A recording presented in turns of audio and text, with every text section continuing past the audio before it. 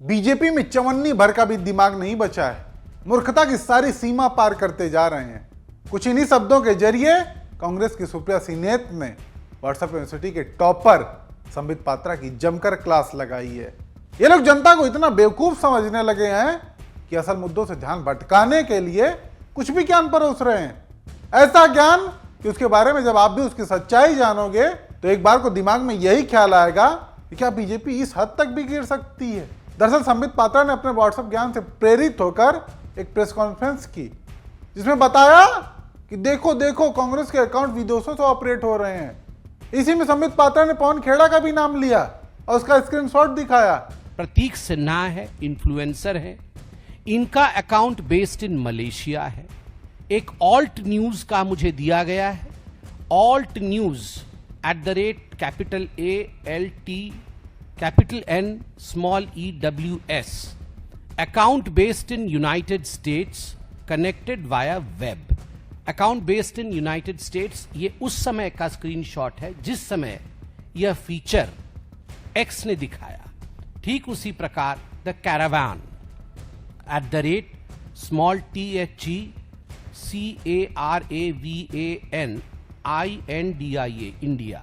The caravan India वो तो उनका एड्रेस है, मगर account based in United states, connected via web.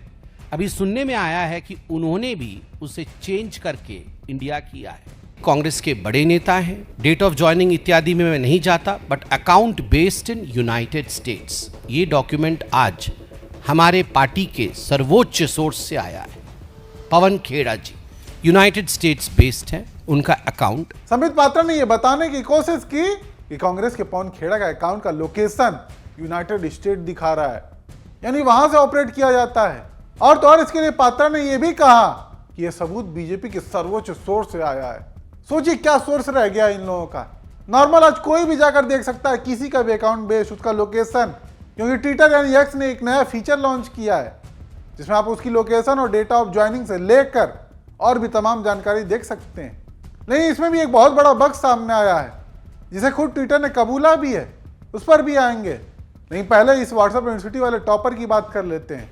जैसे संबित पात्रा ने कांग्रेस के कुछ अकाउंट्स की लोकेशन दिखाई, वैसे में उन्हें यह भी देखना चाहिए।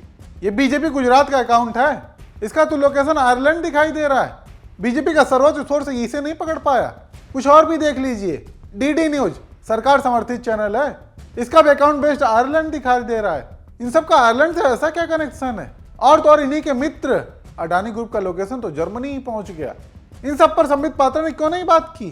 जैसे संबित पात्रा ने पवन खेड़ा का दिखाया, ये भी तो दिखा सकते थे, लेकिन नहीं दिखाया, क्योंकि उन्हें एक एजेंडा चलाना था कि देखो देखो ये सब देश विरोधी हैं, इनके अकाउंट्स विदेशों से ऑपरेट हो रहे हैं। जबकि संबित पात्रा के तर्क के अनुसार खुद मोदी सरकार के अकाउंट्स और बीजेपी के अकाउंट्स देश के बाहर से ऑपरेट हो रहे हैं। खैर, मूर्खता के क्रम में संबित पात्रा ने एक कंटेंट क्रिएटर का भी जिक्र किया और उसके स्क्रीनशॉट दिखाए, जिस पर खुद उस क्रिएटर का ऐसा जवाब आया है जिसे संबित पात्रा भी सुन ना पाए। मिस्टर संबित पात्रा की ये प्रेस कॉन्फ्रेंस देखो जरा। यह अर्पित शर्मा है, इनका अकाउंट यूरोप में है। आप देख सकते हैं, इन्होंने ये वीडियो डाला है, वीडियो का स्क्रीनशॉट मैंने आपको दिखाया है।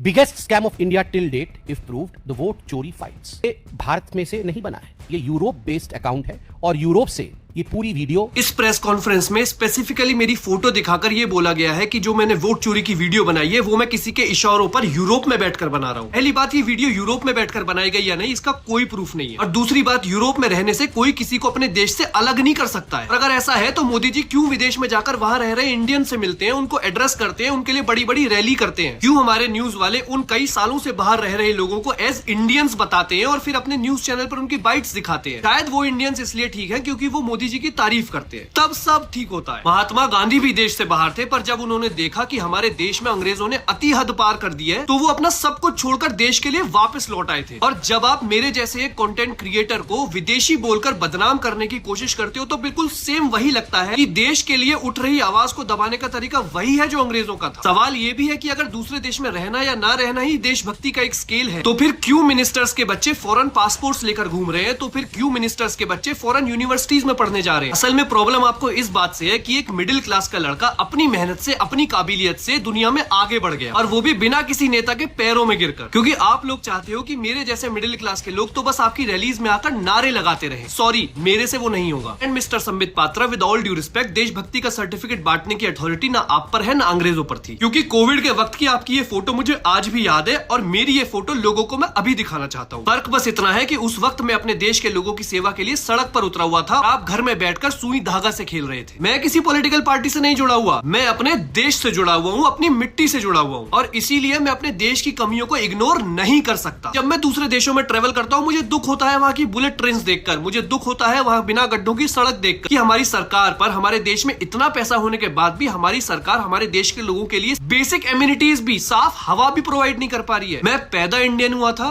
मैं एज इंडियन ही जी रहा हूँ, मेरी आवाज आपकी किसी प्रेस कॉन्फ्रेंस से नहीं दबेगी। बात 100% सच है, लेकिन खेल अभी भी पूरी तरह सामने नहीं आया। दरअसल ये जो लोकेशन का बग आ रहा है, इस पर खुद ट्विटर ने स्पष्टीकरण दिया है कि देश या क्षेत्र सटीक नहीं हो सकता। वीपीएन के चलते अकाउंट का देश या रीजन बदल सकता है।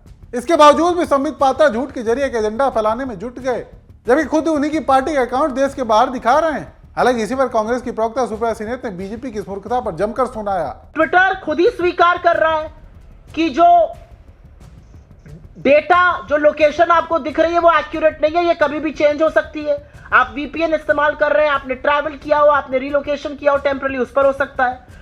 और अब मैं बीजेपी के महामूर्खों को कहूंगी, निकिता वियर का एक अकाउंट है प्रोडक्ट हेडेक्स के, उनका जाकर ट्वीट पढ़ लें। उनका कहना है कि हमने एक प्रोडक्ट नया लॉन्च किया था, अलग अलग जगहों में लोगों को दिक्कतें आ रही हैं, ये ग्लिच है और हम ग्लिच को रिजॉल्व करने की कोशिश कर रहे हैं। जब हमने एक्स से बात करी, उन्होंने कहा आप लोग के ऐसे कोई अकाउंट है तो हमें जरूर भेजिए, ये प्रोडक्ट की वजह से ग्लिच आया है। मतलब बीजेपी को क्या चवन्नी बराबर भी अकल नहीं रह गई है अब।